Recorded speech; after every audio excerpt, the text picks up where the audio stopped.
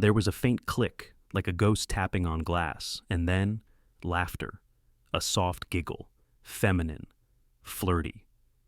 My eyes cracked open in the dark, my hand already reaching for the nightstand. My phone had connected to the Bluetooth speaker next to the bed. It does that sometimes. Nothing new. But the voice that came through it wasn't mine. It was Laura's. I lay there, still and silent, listening. She was laughing the way she used to when we were first dating, playful, almost girlish. Then came a man's voice, a low chuckle, deep, confident, the kind of sound that doesn't belong on a speaker beside a sleeping husband. And then, silence. The call ended as suddenly as it began, like someone had hit a switch. I sat up slowly, blinking away sleep. My heart wasn't pounding yet. It was just ticking, steady and deliberate.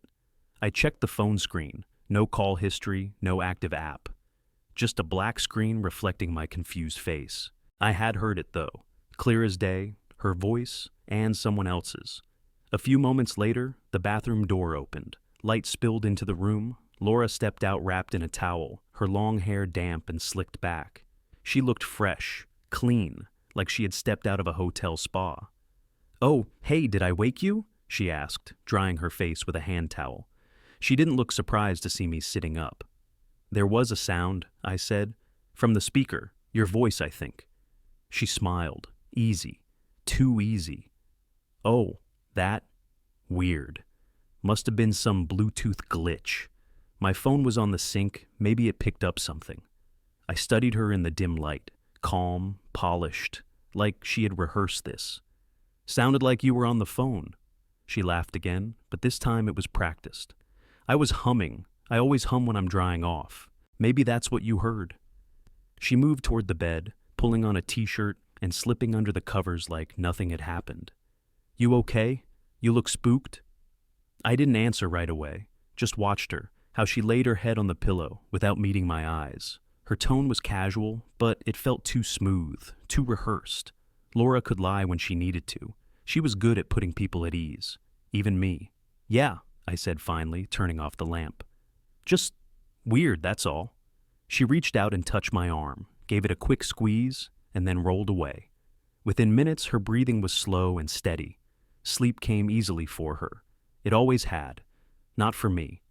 I lay there staring at the ceiling, the dark pressing down, like a weight.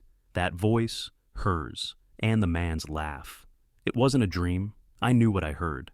I used to sleep like the dead, back when I was active duty, trained that way. Sirens, gunfire, desert storms. I could sleep through anything. But that night, with Laura's steady breathing beside me, I stayed wide awake, heart ticking a little faster now. Something had shifted, and I could feel it in my gut. Something was wrong. The morning after the Bluetooth incident, Laura was already downstairs when I woke up. The smell of coffee drifted up the stairs, but when I came into the kitchen, she was gone. Just a warm mug on the counter and a note. "Meeting ran early, see you tonight. Love you." That was the beginning. It wasn't anything big, not at first. Just little things that didn't feel quite right. A new lock screen on her phone, Face ID instead of a passcode. She used to leave it face up on the kitchen table while cooking or watching TV. Now, it was always in her pocket or flipped screen down. A week later, she mentioned a conference in Charlotte. It was last minute, she said. Our team got invited to sponsor a panel, nothing exciting. She said it the same way someone might describe a trip to the DMV, casual, forgettable. But I noticed the way she avoided eye contact when I asked what hotel they were staying at. Another time, I found a black lace bra folded neatly in the laundry basket. I wasn't snooping. It was right there, sandwiched between socks and an old sweatshirt. It wasn't hers, not in the sense that I had never seen it before. Laura wore the comfortable, everyday stuff. Nothing this fancy. This was new. Not just new, expensive. I held it in my hand a second too long, then tossed it back into the pile. Later that week, I caught a whiff of perfume on her coat that didn't smell like the kind she used to keep on her dresser. This one was sharper, musky, not her usual soft floral stuff. I didn't ask about it. I just made a mental note. I was doing that more and more, keeping notes, quietly. At dinner, I watched her with the same kind of awareness I used to use on surveillance shifts, calm, quiet, tuned in. Laura talked about her boss, her team, the catering mix-up from the last client event. all the usual stuff. But it started to feel scripted, like she was performing a version of herself I was supposed to believe. "How's work been for you?" she asked one night over chicken piccata. Her fork twirled slowly in the pasta, her eyes fixed on the plate. "Steady," I said. She nodded. "Still thinking about maybe consulting full-time? You've got that quiet brain. You'd be good at it." I smiled. She used to call it my quiet brain, like it was something cute. Now it felt like a polite way of saying you're distracted. But I'm not going to ask why. She never noticed the way I'd stopped talking as much. Or maybe she did and didn't want to poke at it. I stopped asking about her trips. I stopped reaching for her phone when it buzzed on the nightstand. I stopped suggesting movie nights. We'd sit in the same room, but it was like living next to a stranger. Her texts got shorter. Her kisses got quicker. Her absences got longer. It wasn't about proof, not yet. It was about the pattern. I could feel her pulling away. At first I blamed the stress, her job, the travel, maybe something internal she hadn't opened up about. But deep down, I knew it wasn't that. It wasn't random. It was deliberate. And whatever was going on, I wasn't part of it. I didn't accuse, I didn't ask, I just listened, took mental notes, watched the clock when she said she'd be home by 6 and didn't walk through the door until 8:30. Smiled when she said she fell asleep at the hotel because she was so wiped from networking. I smiled, nodded, and told her I understood. But every time I looked at her, I felt it, that invisible wall growing between us. And I knew it wasn't just me anymore. I was becoming an observer in my own marriage. I found the first receipt in the center console of her car. It wasn't like I went looking for it. I was grabbing a charger. Her car battery had died, and she asked me to jump it while she got ready for her trip to Nashville.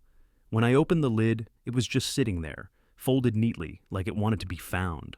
Ocean and tide, a seafood place, upscale, 2 hours south in Montgomery. Not the kind of spot Laura and I would ever drive to for a casual dinner. It was dated 2 Fridays ago. She had told me she was in Atlanta for a conference that weekend. I unfolded the receipt fully. 2 entrees, a bottle of wine, dessert, $92 before tip. For 2.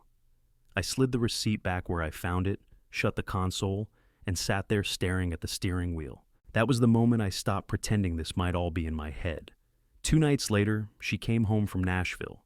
It was a Sunday afternoon, sunny, warm, almost peaceful. She rolled her suitcase through the door like nothing was different. She was glowing, the kind of glow you don't get from work conferences and hotel room coffee. "Trip go all right?" I asked, trying not to sound like I already knew the answer. She smiled and pulled her hair up into a bun. "Yeah, good. Long, though. I'm so tired. We had to sit through this horrible keynote yesterday. One of those speakers who loves to hear himself talk." I nodded. "Where'd they put you up this time?" "Hyatt Place," she said, barely missing a beat. "Decent room, free breakfast." Her eyes didn't meet mine. They were focused on kicking off her shoes and stretching her arms, like she'd just gotten back from a yoga retreat, not a 3-day business grind. I studied her face, the way she moved. There was a softness to her, a quiet joy she didn't even try to hide, not the joy of surviving a brutal travel week, something else. I didn't ask more, just logged it away. A few days later, I found a bottle of perfume tucked into her gym bag, still boxed. "Saffron Smoke," it said on the label. Not her usual brand, not even close. This one was bolder, darker, something new. I asked about it over breakfast. "New perfume?" I said, careful with my tone. She glanced up from her phone, surprised. "Oh, yeah. They gave out samples at the conference. You like it?" "It's different," she smiled. "Yeah, figured I'd try something new. The old one was boring." That word stuck with me. Boring. She used to say she liked our routine. Dinner at home, walks on Sunday morning, board games on rainy nights. Now she was reaching for something new. And I had the sinking feeling I wasn't part of that newness. The next night, I checked the email we shared for travel bookings. I hadn't touched it in months. She used to let me handle flights when we traveled together. Now, it was just hers. Buried between old confirmations and junk, I found one for a boutique hotel in downtown Nashville. Not the Hyatt Place, not even close. 2 nights. King Suite. Check-in under her name, but the reservation included 2 adults. I didn't need to ask who the other was. That night, I sat at the kitchen table with a notebook and started listing it all out. Not to confront her, not yet, but to see it plainly, to stop pretending I was being paranoid. One by one, I wrote them down. The late nights, the perfume, the secret receipts, the lies wrapped in calm smiles. I didn't cry, I didn't get angry. I just stared at the list, quietly adding one more line every time I remembered something that didn't sit right. Laura wasn't just slipping away, she was already gone. It was a Thursday night when I finally made the decision. Laura had just gotten off another conference call, her voice soft and chipper behind the closed office door. I sat in the living room with the TV on mute, pretending to read while her laugh echoed down the hallway, playful, low, just loud enough for me to hear. When the call ended, she walked out all businesslike, sipping her tea and making some offhand comment about how exhausting her work was lately. I nodded, said nothing. That night, after she went to bed, I pulled the small box from the hallway closet where I kept my old military gear. Buried beneath a duffel of unused boots and documents was the compact outdoor cam I'd picked up months earlier for home security. I had never used it, didn't need to until now. It was small, barely bigger than a matchbox. I charged it, set up the app, and installed it above the front door under the porch light. High enough to avoid notice, angled perfectly toward the driveway. Motion activated, cloud storage. No alerts sent to the house, just mine. By Saturday morning, everything was running. Laura thought I was out grabbing mulch for the yard. Instead, I was parked at the edge of the Home Depot lot, refreshing the camera feed. Nothing yet. I waited. 3 days passed. Normal routine, nothing suspicious. She left early, came back late, kissed my cheek, smiled like always. Then, on Wednesday afternoon, while I was at work, the alert pinged my phone. Motion detected, 4:42 p.m. I stepped out of my office, pulled up the footage, and hit play. Laura's car pulled into the driveway. She was in the driver's seat. A man got out from the passenger side. Tall, lean, confident walk. Not the kind of guy you mistake for a coworker. They laughed, together. Even without sound, I could see it. He said something. She swatted at his arm, playfully, the way she used to do with me. Then they stood at the base of the steps, facing each other, and kissed. Not a peck, not a mistake. A kiss that didn't belong to strangers or friends or colleagues. A kiss that said, "This is real." They went inside together, still smiling. The door shut behind them. I didn't rewind the footage. I didn't need to. I stared at the screen for a long time before locking my phone and sliding it into my pocket. There was no panic, no shouting in my head. Just a slow, quiet confirmation of something I had already known. It wasn't just a suspicion anymore. It wasn't circumstantial. It was truth. And the calm that settled over me after that, it wasn't peace. It was preparation. After that video, I didn't feel anger. I felt clarity. The kind of focus I hadn't experienced since active duty. Back then, it was about objectives, mission, plan, execution. This felt the same. Except now, the mission was my marriage. I spent the next 3 days building the file. It started with the footage. I pulled it off the cloud and saved it to a private hard drive. Labeled, dated. I didn't watch it again. Once was enough. Then I logged into our shared desktop in the guest room. Laura rarely used it anymore. But I knew she synced some of her files there months ago, probably without even realizing it. I checked the browser history. Clean. Almost too clean, but I knew better. People forget about downloads. In the system's Recent Files tab, I found a folder labeled Q4 Retreat. Innocent enough. Inside, a PDF itinerary for a weekend cabin rental outside of Chattanooga. The reservation was made under a familiar name, Troy. I froze. Just for a moment. Troy wasn't a stranger. He wasn't just some guy from work. Troy and I had history. He was a friend. Years ago. Back before Laura and I even met. We'd been through a couple training deployments together, drifted apart when he moved out west. I hadn't seen him in years. Now, apparently, he was seeing my wife. I clicked through the booking confirmation. Check-in date, 2 weekends ago. Same weekend Laura had claimed she was in Charlotte for a brand summit. The lie was so clean it almost made me respect her. Almost. I dug deeper. Her email wasn't on my devices anymore, but I still knew the password. She hadn't changed it in over 2 years. Birth year, dog's name. I logged in. It was all there. Receipts, travel confirmations. One-off messages from Troy's address, personal Gmail, not company. There weren't long love letters or confessions, just logistics. What time are you landing? Should I pick up the wine? Same cabin as last time. It was businesslike, surgical. That made it worse. They didn't need to swoon over each other. They were comfortable, familiar, seasoned. I organized everything by category: travel confirmations, receipts for dinners and hotel stays, screenshots of texts from cloud backups, video footage from the front door camera, a printout of the rental cabin, details with both their names listed.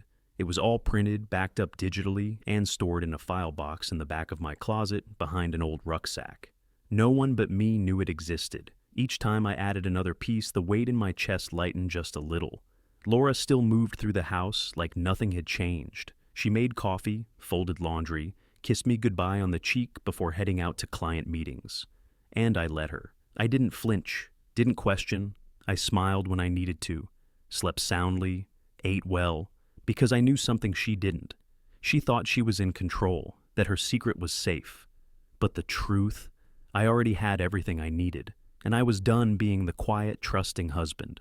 I wasn't going to explode. I wasn't going to confront her in a dramatic scene. Number? I was going to be precise, calculated.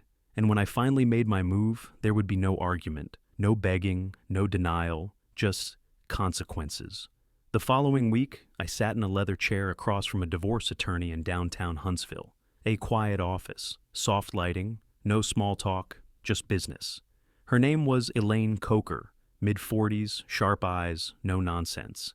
A friend of a friend had referred her. If you want clean and quiet, they'd said, she's your person. I handed her the folder. She didn't speak for a while as she flipped through it, just skimmed, page after page, footage stills, printouts, screenshots. Her eyebrows lifted once, maybe twice. When she looked up, her voice was even. You're not here to ask if you should divorce her. You're here to ask how fast we can make it happen. I nodded. Correct. She leaned back. With this amount of documentation, it won't be complicated. If you don't want to fight, we won't have one. Do you want to go after anything? Spousal support, shared assets, claims of misconduct? No, I said. I just want out. Elaine gave a tight smile. That can be arranged. We discussed timelines, paperwork, next steps. She laid everything out clearly, simple filing, no delays. We agreed that Laura wouldn't see it coming, and that was the point. I didn't want revenge. I didn't need a courtroom scene or a tearful confession. I wasn't interested in watching her squirm. I just wanted her out of my life, clean and final. When I left the office, I stopped at a small stationery store 2 blocks over, bought a simple white envelope and a piece of heavyweight paper. I didn't want to send an email. That felt cheap. This needed to be tangible, physical, real. Back at home, I sat at the kitchen table, same spot where we used to eat dinner every night, and wrote the letter. Laura, by the time you read this, you'll already have received the papers. There's no need to call, no need to explain. I've known for a while. You made your choice. Now I'm making mine. This marriage is over. There won't be a discussion. I'm not looking for apologies or excuses. I've kept things quiet and respectful, even when you didn't. I'm not doing this to punish you. I'm doing it to free myself. You'll find everything you need attached, documentation, logistics, and a suggested timeline for moving your things. I'll be gone before the weekend. The house is yours until closing. Please don't try to find me. I won't be here. Mark. I folded the letter, slid it into the envelope, placed it beside the divorce paperwork and all supporting documents. It was all there, neat, organized, final. That night, Laura came home late, claimed she had drinks with coworkers. I smiled when she walked through the door, asked her how it went. She kissed my cheek and said, "Fine, just tired." I told her I was going to visit a buddy over the weekend. Guys' weekend, I said. She didn't even ask who. She never noticed the empty space in the closet where my bag used to be. The next morning, I packed the last of my things. She had no idea it was goodbye. The house was quiet when I left. I waited until Laura's car disappeared down the street. Same routine, same black blazer, same iced coffee she grabbed every Thursday morning on her way to the office. She didn't look back. She never did. I gave it 10 minutes before I moved. The letter sat on the kitchen counter next to the manila envelope, divorce paperwork, copies of the receipts, the cabin reservation, and the still frame from the front door footage. I didn't add a post-it, didn't scribble a farewell. It didn't need that. The words were already written. The silence now would say the rest. I took one last look at the house, not out of sentiment, just out of habit. The framed photo from our 5th anniversary still hung by the stairs. Us on the beach, smiling into the wind. I didn't take it down. Let her decide what to do with it. In the hallway closet, I left behind a pair of my boots. Not because I forgot, because they didn't belong in the next chapter. I shut off the lights, turned the thermostat down, locked the front door behind me. No dramatic exits, no slamming, just a soft click. In the driveway, my truck was already packed. 2 duffels, a storage bin of tools, and a smaller box with keepsakes that actually meant something. My medals, my father's watch, and a few faded photographs that hadn't seen daylight in years. I drove away slowly, not looking back, not even once in the rear view. There was no need. I didn't feel rage, didn't feel heartbreak. I felt done. I reached Huntsville just before noon. The new place was modest, a 1-story bungalow tucked in a quiet cul-de-sac, brick exterior, overgrown hedges. Nothing fancy, nothing polished, but it was mine. The landlord handed me the keys with a smile and a clipboard. Needs a little work, but it's solid. You handy? Yeah, I said. I've fixed worse. The inside smelled like dust and lemon cleaner. Blank walls, empty rooms, a mattress on the floor, a table in the kitchen, and boxes waiting to be unpacked. Most people would call it lonely. To me, it felt like peace. I took my time putting things away, setting tools in the garage, lining up books along a short shelf I'd brought with me. I put the coffee maker on the counter and plugged it in. 1 drawer for silverware, 1 for letters I hadn't opened yet. The silence was different here. Back in the old house, silence meant tension. What wasn't being said, what was being hidden. This silence didn't have edges. It didn't press on your chest. It just existed. I opened the back door and stood on the porch, hands in my pockets. The backyard was nothing but patchy grass and an old oak tree. A squirrel ran across the fence. Somewhere nearby, a lawnmower buzzed in the distance. It was the first time in years I stood somewhere and didn't feel like a stranger to myself. No lies, no waiting for the next excuse, no rehearsed stories. Just quiet. And in that quiet, I finally breathed. I wasn't healed, not yet. The hurt was still there, buried deep. But I wasn't carrying someone else's deception anymore, just my own truth. And that was enough to start over. It didn't take long for the cracks to show. 4 days after I left, I got a voicemail from my lawyer. Calm, clipped, professional.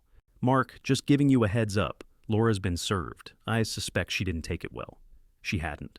By the end of that week, her world started unraveling. Not because of anything I did directly, but because secrets like hers don't stay secret for long. Especially not when there's a camera, an old friend named Troy, and a marriage imploding in broad daylight.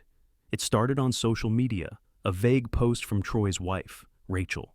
I hadn't heard from her in years, but her caption caught fire. Funny how some people take vows and others just take trips to cabins behind your back. But hey, at least I have the receipts, literally. The comments poured in, fast. Everyone knew who she was talking about. And it didn't take long for someone to drop names, photos, screenshots. One of them even matched the same dates I had on the cabin receipt. The internet didn't hold back. By the following Monday, Rachel posted again, this time with full context. A photo of her and Troy from earlier in the year, a screen grab of a calendar invite, a cropped image from the cabin, confirmation I'd quietly shared with her through my attorney, no name attached. That was all it took. Laura's name trended, for the wrong reasons. Someone from her office reshared the post with the caption, "So much for team retreats. Guess HR is gonna love this." I didn't comment, didn't like, didn't even look directly at it more than once. But I knew, and so did everyone else. That Thursday, my lawyer called again. Troy's wife retained separate counsel. Looks like their divorce filing is moving forward too. Not surprised, I said. Laura's in damage control mode, she added. Her lawyer's pushing for a non-disclosure clause. She doesn't want any more exposure. I let that hang for a beat. Let her squirm. There was no bitterness in my voice, just disinterest. By that point, I was fully out of it. No more pretending. No more watching from the sidelines. Laura could deal with the mess she made. From what I heard, Through mutuals and old coworkers, her reputation took a hit. Her manager pulled her from a high-profile campaign. Rumors about inappropriate conduct circulated quietly, professionally. Corporate speak for we don't trust you anymore, but we won't say it out loud. She tried calling once, blocked, tried emailing, straight to archive. I had no interest in hearing excuses wrapped in soft tones and half-truths. Whatever sadness I'd carried was gone now. She had chosen her path, and now the consequences had caught up. I wasn't angry. I wasn't smug. I just wasn't involved anymore. That was her story to explain now, not mine. The bungalow was quiet, but not in a lonely way. It was the kind of quiet that settles in your bones. No phone buzzing on the counter, no one asking where I'd been or why I didn't text. Just the steady hum of a ceiling fan and the sound of my own breathing. A few weeks after the fallout, I started building again. Not metaphorically, literally. I went to a local hardware store and picked up lumber, sandpaper, and a box of screws. Told the cashier I was finally making time for a project I'd put off for years. "A bookshelf," I said. He looked at me like that was the simplest thing in the world, but to me, it meant something. I cleared a space in the garage, rolled up my sleeves, and started cutting, measuring, drilling, not rushing, not thinking about what had been taken from me, just focusing on each piece. There was something healing about the noise of it, the grit of sawdust on my hands, the way each board fit into place when I took the time to line it up right. The shelf was simple, 3 levels, dark stain, clean edges. I didn't try to make it perfect, I just made it mine. That same week, I met Molly. She ran the little bookstore downtown. I stopped in one afternoon to kill time, ended up thumbing through a novel I hadn't read in years. She saw me standing there with a copy of The Things They Carried and said, "That one breaks you in a good way." I smiled. "Already been broken," she laughed. "Then it'll feel familiar." We talked for a while. Nothing heavy, just about books and coffee and how the town shuts down too early on Sundays. She was quiet in the way that made room for other people's words, the kind of woman who didn't ask questions just to fill the silence. And for once, I didn't feel the need to explain who I'd been before. I just talked. And she listened. The next time I saw her, I brought her coffee. She was shelving paperbacks, and her hair was pulled back with a pencil jammed through it. She looked up and smiled like she'd been expecting me. We started small, walks through Big Spring Park, sitting on the bench near the water, watching ducks steal breadcrumbs from toddlers. No pressure, no expectations, just peace. One evening, as we sat watching the sky dim into shades of pink and gray, she asked me, "Do you ever miss it?" "Miss what?" "Whatever came before." I thought for a while. "I don't miss her," I said. "I miss the version of myself that trusted her." Molly nodded slowly. "That makes sense." We didn't talk much after that. We didn't have to. Back at the house, the bookshelf stood in the corner of the living room. I filled it with dog-eared paperbacks and a few framed photos that still made me smile. One shelf I left empty, not because I didn't have more books, but because some spaces are meant to grow into. I wasn't healed, not completely, not yet. But the wounds weren't bleeding anymore. They were just scars now, quiet reminders of the man I used to be, and the one I was becoming. One morning, I stood at the window, coffee in hand, and realized the quiet wasn't just around me anymore. It was inside me too, and for the first time in a long time, it felt like home.